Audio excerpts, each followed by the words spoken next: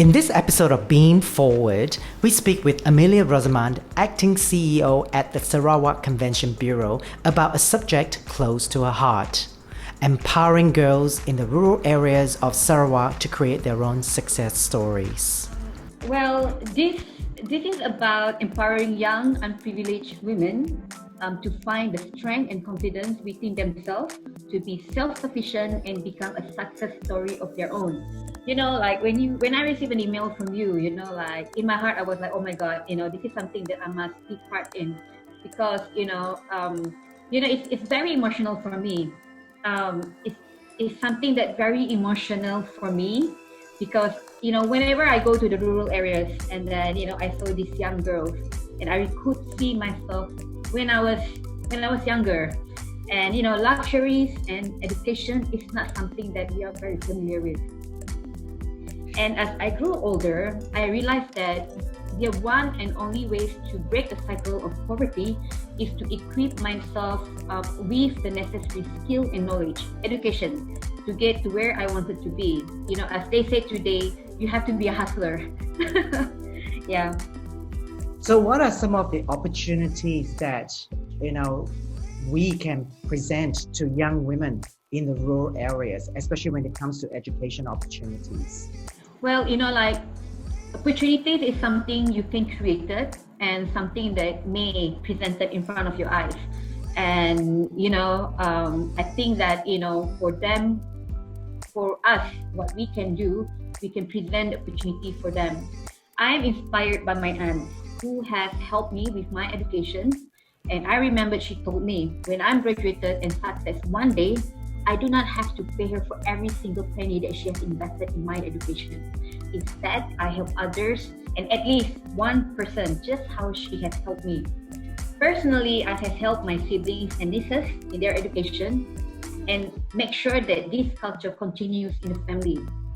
And the same system can be implemented. It doesn't matter where you are. It doesn't have to be in Sarawak. It can be anywhere part of the world where, a goodwill program for underprivileged girls at the villages, can be done.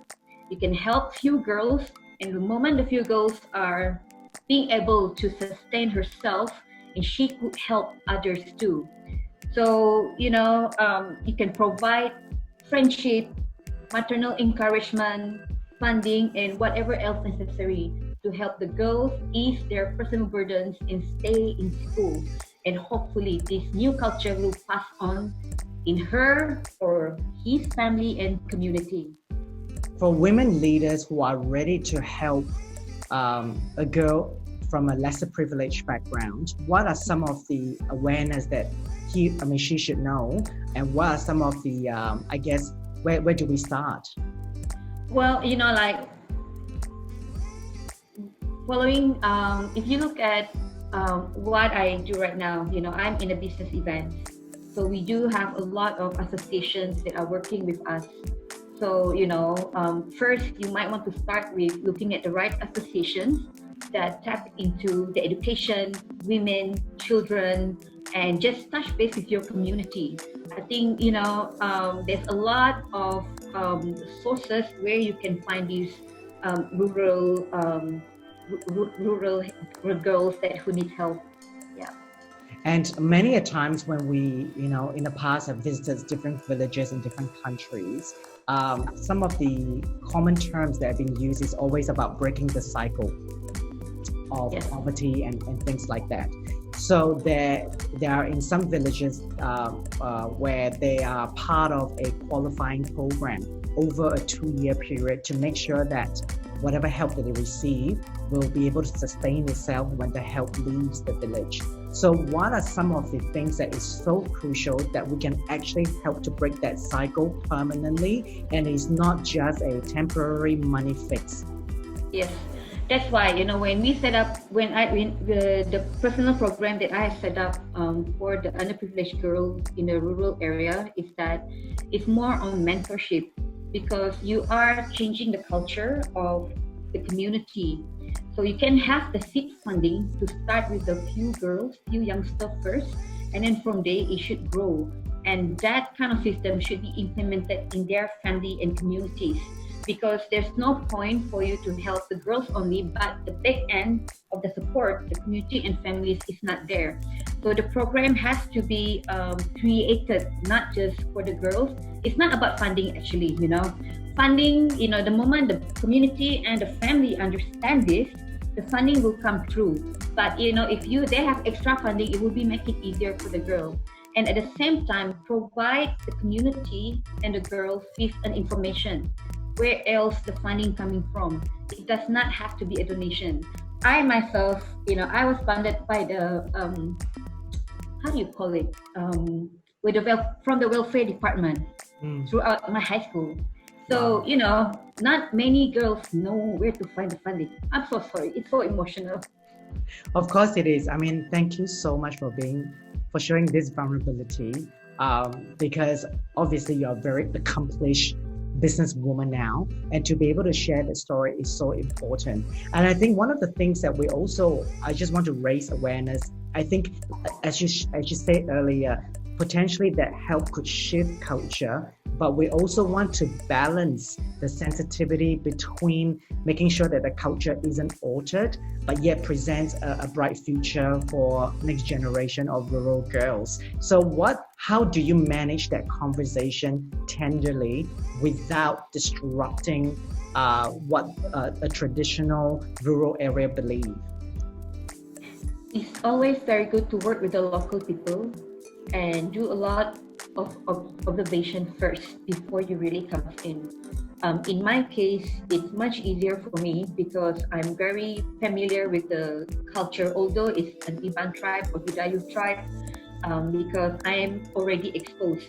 But for those who are not familiar, it's good to work with the local people and stay in their villages for a few days and understand what are the real issue is before you can really come in and do all the goodwill thing that you want to do. And be their friends. They will talk to you, and And can we turn the attention a little bit on you, because I think that you've got so much to share. What are some of the things that you've learned being mentored yourself to achieve what you have today? What are some of the important lessons you felt that you've learned? I think being not all of us are blessed with very smart in school. You're not a straight A student, but one thing that I learned is that you have to create your opportunities. Opportunities is not always there for you to grab, but you need to be able to create one. And I think people always say street smart is very good. Because I think that has helped me a lot in my education, in building my career, and at the same time, when I look at those girls, they're not smart in school, but what they have is that they have determination. They want to change, and then when you look at them working and earn a living just to continue their school, it's very difficult to be in their shoes. And I think that that's where they find their own opportunity and find their ways to complete their education in school, so they can change their life and and help their families. I think I just want to shed light about a point that you mentioned earlier. It is not just about financial. Yes, of course, if they are funding, it makes a lot of things easier, but it is about that mentorship, that I would say someone that they can turn to when they have questions to ask. So what sort of mentors will these girls will be looking for? And even reflecting on when you were young, what sort of mentors were you hoping to get, without knowing that the term mentorship back then? They don't know the word mentorship. It's more like a friendship. I remember when I gathered 6 girls, and I just showed them, a few photos of me, traveling around the world, and then, and then I say that, how do you think I can get there? And they said that, are you coming from the rich family? I said, no, and I showed them, the photo that I was before, and I said that, we are not much different. Like, not in the world I would think that I will be able to travel, not even to Kuala Lumpur, you know. Yeah. So, I say that, if you want to be able to travel like this and, have a different life, the only way that you can do it is through education. And you need to keep repeating that like a broken CD or broken record, to really get it observed in their mind. Because sometimes when you ask them, what is your ambition? You'll be shocked with what they say.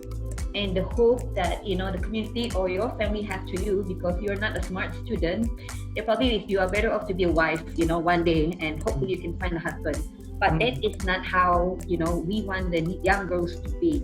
You can be like flanked in your high school. It doesn't matter. Nowadays, there's something that we call entrepreneurship, creative industry. It does not require those kind of education. But, you have the drive and a creativity to make a difference. Yeah. And also, I think we want to make it very clear that there's nothing wrong if they absolutely want to be a housewife or loving, there's nothing wrong. I think there's nothing wrong. Yeah. Definitely there's nothing wrong. But you want them to have a better option for themselves rather than just at the end, like this and people are expecting you to be a housewife, but they must have an option of themselves. Yeah. I think choice is bliss. I was a housewife too at one point. And we all, when we are in isolation, we all become more creative in the kitchen. I just want to make sure that our conversation is clear in a way that is sending a message that I think whilst we are not able to travel at the moment, we can look at within our local network, who can we reach out to? Because many a times when we, when I always say we, very likely in a way that coming from a mindset of a city-sider, that we always think that, someone else in another country or in another town, they might need our help. But I think at the moment we can just look around us, and I think there's always someone there that we can help, especially with women supporting women. It can be the smallest gesture, a phone call, a hello, a questioning of where they see their lives, and then provide some connections, because at the end of the day, they have to make their choice and they have to work hard, because it's not given. You work very, very hard. Nothing is sort of like fall on your lap by accident. You always have to hustle, like you said. So I think the message needs to be clear in terms of we can help someone locally without venturing, without waiting for travel to resume. During the MCO time, it will be a challenge, because I think around their area, the one that I'm familiar with, we will not have any connection, even internet or phone, or even a phone line. So, I think, during this time, it's good to brainstorm and come up with a new program that are more effective and looking into a big picture. I do not mind to take that responsibility where we can, the VA, the woman, I've seen, all of the videos, and I think that, there's one thing in common that we all have, is that we women are united. So women, this coexisting with men in this world. Women can look bigger picture, not just to help other women, but men too. Women can lead to make these changes. So I think that, if, we can find a collaboration during this COVID time, develop a stronger program for every destination that has been participated, that in any woman, I'm sure that, we can prepare when the time comes, like COVID right now, where we cannot reach them out, what else can we do? And I think we can still reach out to them by a phone call, by connection, and it's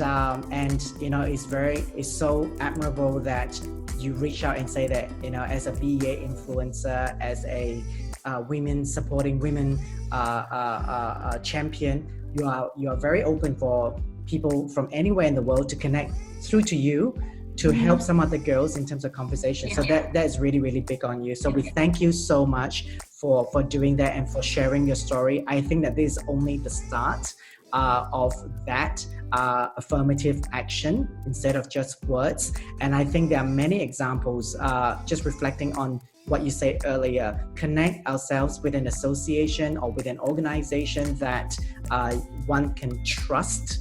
They have got credible accolades in terms of their work, in terms of helping communities, helping women, and I feel that the world is our oyster when it comes to supporting each other. Yeah. Well, Thank you so much, Elle. thank you so much. And once again, thank you for sharing your vulnerability as a leader, because I think it's so needed. It's not just about women or men being strong. It is about showing your heart and having the right intention to achieve what we need to achieve together.